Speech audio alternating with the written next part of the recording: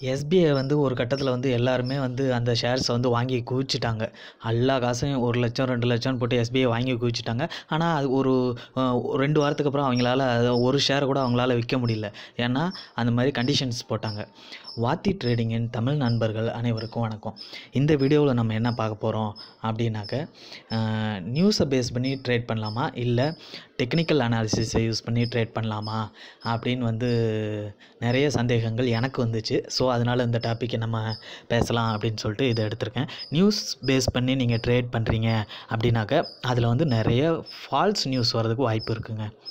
ஏன் வந்து falls news வர்றதுக்கு வாய்ப்பு இருக்குது அப்படின்னாக்க, அந்த பர்டிகுலர் ஸ்டாக்கோட ப்ரொமோட்டர்ஸ் என்ன பண்ணுவாங்கனாக்க, ஃபஸ்ட்டு ஒரு பாசிட்டிவ் நியூஸை வந்து கொடுத்துட்டு, அதுக்கப்புறம் பாசிட்டிவ் நியூஸ் வந்தால் என்ன ஆகும், அந்த ஷேரோட ப்ரைஸு ஆட்டோமேட்டிக்காக ஏற ஆரம்பிச்சிடும். இந்த ஸ்டாக்கில் வந்து இந்த மாதிரி இம்ப்ளிமெண்ட்லாம் பண்ண போகிறோம், பெருசாக பண்ண போகிறோம் அப்படின்னு சொல்லிட்டு ஏதாச்சும் ஒரு பாசிட்டிவ் நியூஸ் க்ரியேட் பண்ணி விட்ருவாங்க. அந்த ஷேரோட ப்ரைஸும் பயங்கரமாக ஏறிடும். ஏறினதுக்கப்புறம் என்ன பண்ணுவாங்கனாக்க, அந்த ப்ரொமோட்டர்ஸ் என்ன பண்ணுவாங்க, அவங்களோட ஷேர்ஸை விற்றுருவாங்க. விற்றுட்டு அதில் காசு பார்ப்பாங்க. திருப்பியும் இதெல்லாம் ஃபால்ஸ் நியூஸ்ன்னு தெரிஞ்சதுக்கப்புறம் அந்த ஸ்டாக்கு ஆட்டோமேட்டிக்காக கீழே இறங்க ஆரம்பிச்சிடும். அதுக்கப்புறம் போய்ட்டு திருப்பியும் பை பண்ணி, இப்போ அவங்க என்ன பண்ணியிருப்பாங்கனாக்கா, அதிகமான அமௌண்ட்டில் வந்து விற்றுட்டு திருப்பியும் போய்ட்டு கம்மியான அமௌண்ட்டில் பை பண்ணிக்குவாங்க. இது தாங்க நடக்கும் முக்கால்வாசி. இது வந்து ஷேர் மார்க்கெட்டில் யூஷுவலாக நடக்கிற ஒரு தந்திரம் அப்படின்னு வந்து சொல்லலாம்.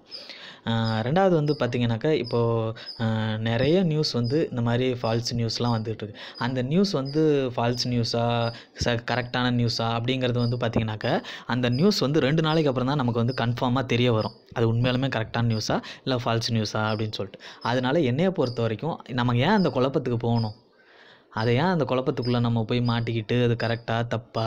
எஸ் பேங்க் வந்து வாங்கியிருந்தவங்களுக்கு தெரியும். ஆக்சுவலாக எஸ் பேங்க் வந்து ஒரு 4-5 மாதத்துக்கு முன்னாடி என்ன நடந்துச்சுன்னு நிறைய பேத்துக்கு தெரியும். எஸ் பேங்க் வந்து எஸ்பிஐயோட மெர்ஜ் ஆக போகுது அப்படின்னு சொல்லிட்டு நிறைய நியூஸ்லாம், அதை வந்து நிஃப்டி 50ல் ஆக்சுவலாக ஃபஸ்ட்டில் இருந்துச்சு. அதில் வந்து டீலிஸ்ட் பண்ணி, டீலிஸ்ட்டுன்னு கிடையாது, அதுலேருந்து வேறு செக்டாருக்கு வந்து மாற்றிட்டாங்க. அது மாற்றினதுக்கப்புறமே கூட நிறைய அது வந்து எஸ்பிஐயோட மெர்ஜ் ஆக போகுது அப்படின்னு சொல்லிட்டு அந்த ஷேர் ப்ரைஸ் வந்து பார்த்திங்கன்னா 27 ரூபாயிலேருந்து கிட்டத்தட்ட 63 ரூபா 83 ரூபா வரைக்கும் ஏறிடுச்சு. எல்லோரும் காசை போட்டு வாங்கிட்டாங்க, எல்லாம் பயங்கர குஷியில் இருந்தாங்க. நம்ம ஷேர் மார்க்கெட்டில் இன்வெஸ்ட் பண்ணுறதுக்கு எதுக்குங்க, நமக்கு ஏதோ ஒரு கஷ்டம் வருது அப்படின்னாக்கா அப்போ அந்த ஷேர்ஸை விற்றுட்டு நம்ம வந்து காசாக எடுத்துக்கிட்டு நம்மளோட தேவைகளை பூர்த்தி பண்ணுறதுக்கு தான் நம்ம வந்து இதில் வந்து இன்வெஸ்ட் பண்ணுறோம்.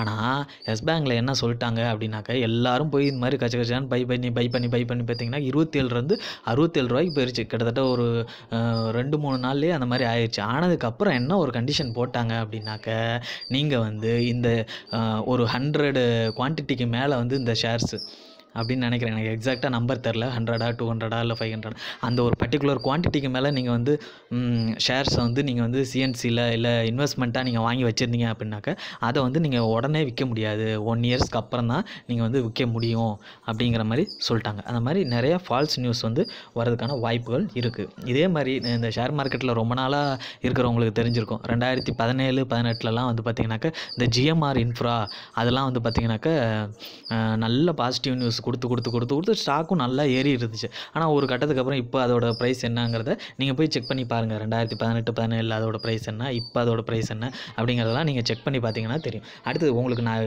அவ்வளோ தூரம் சின்ன ஒரு எக்ஸாம்பிள் சொல்கிறேன் பாருங்களேன். இப்போ வந்த இந்த ரிசல்ட்டில், குவார்ட்டர்லி ரிசல்ட்டில், லாஸ்ட்டாக வந்த குவார்ட்டர்லி ரிசல்ட்டில் ரிலையன்ஸுக்கு வந்து பார்த்திங்கனாக்கா பாசிட்டிவ் நியூஸ். ரிலையன்ஸை பொறுத்த வரைக்கும் குவார்ட்டர்லி ரிசல்ட் வந்து நாங்கள் வந்து ப்ராஃபிட் பண்ணியிருக்கோம், நல்லா எங்களோட கம்பெனி இருக்குது அப்படின்னு பாசிட்டிவ் நியூஸ் வந்துச்சு.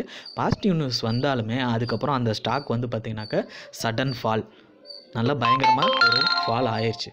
அதே மாதிரி வந்து பார்த்திங்கனாக்கா இண்டஸ்இண்டில் வந்து பார்த்திங்கனாக்கா நெகட்டிவ் நியூஸ் வந்து பார்த்திங்கனாக்கா நெகட்டிவ், எங்களுக்கு வந்து நஷ்டத்தில் தான் போகுது அப்படின்னு சொல்லிட்டு குவார்ட்டர்லி ரிசல்ட்டில் சொல்லியிருக்காங்க. ஆனால் வந்து பார்த்திங்கனாக்கா அந்த ஸ்டாக்கோட ப்ரைஸு இப்போ எப்படி ஏறி இருக்குங்கிறத நீங்களே பார்த்துக்கிட்டு இருப்பீங்க. இதுதாங்க ஒரு சின்ன எக்ஸாம்பிள். நியூஸை பேஸ் பண்ணி ட்ரேட் பண்ணுறீங்க அப்படின்னாக்கா அது வந்து ரொம்பவே ரிஸ்க்கு. இதே நீங்கள் டெக்னிக்கல் அனாலிசிஸ் பக்கம் வந்தீங்கன்னா என்ன நடக்கும் அப்படின்னு வந்து நீங்கள் பார்த்தீங்கன்னாக்கா, இப்போ இவ்வளோ ஃபாரின் இன்வெஸ்டர்ஸ் வந்து இந்த ஸ்டாக்ஸை வாங்கியிருக்காங்க. டிஏஏ, அதாவது டொமஸ்டிக் இன்ஸ்டிடியூஷனல் இருந்து இவ்வளோ ஸ்டாக்ஸை வந்து வாங்கியிருக்காங்க அப்படின்னு சொல்லிட்டு நிறைய நியூஸ் வரும். அந்த நியூஸ்லாம் உண்மையாக பொய்யா அப்படின்னு நம்ம எப்படி கண்டுபிடிக்கிறது அப்படின்னாக்கா டெக்னிக்கலாக நம்ம கண்டுபிடிக்கலாம். டெக்னிக்கலில் எதையும் மறைச்சி வைக்க முடியாதுங்க.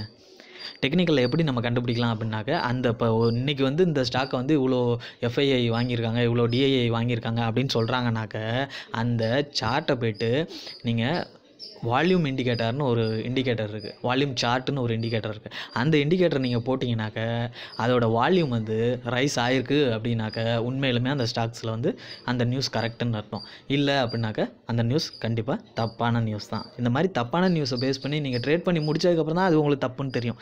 அதுதான் அதில் ஒரு மிகப்பெரிய ட்ராபேக். இதே நீங்கள்